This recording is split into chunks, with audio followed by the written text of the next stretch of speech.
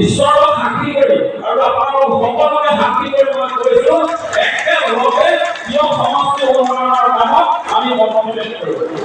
কোনো দিনেই কোনো মুহূৰ্ততে আপোনালোকক মই এই অনুভৱটো কৰিবলৈ নিদিওঁ যে মই মিত্ৰজোঁটৰ বিধায়ক, মই এএপি বিধায়ক, এনেকুৱা ধৰণৰ কথা বতৰাবিলাক নহয়।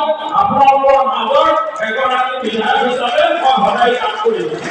আৰু আপোনালোক সকলোকে মই এটা কথা কৈছো, আপোনালোক সকলোৱে নিজৰ মন খুলি আমাৰ লগত সদায় থাকিব আৰু আমি একেলগে প্ৰত্যেকটো কাম কৰি যোৱাৰ সংকল্প ল'ব লাগিব।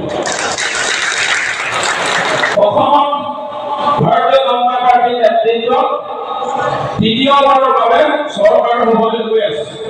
এই কথাটো সামাজিকভাৱে বা ৰাজনৈতিক দৃষ্টিকোণৰ পৰা যিসকলে খবৰ ৰাখিছে সকলোৱে এই কথাটো যোৱা সময়বিলাকত কৈ আছে যে তৃতীয়বাৰৰ বাবে দিশপুৰত ভাৰতীয় জনতা পাৰ্টীৰ নেতৃত্বত মিত্ৰজোঁটৰ চৰকাৰ হ'ব। আৰু যিখন চৰকাৰ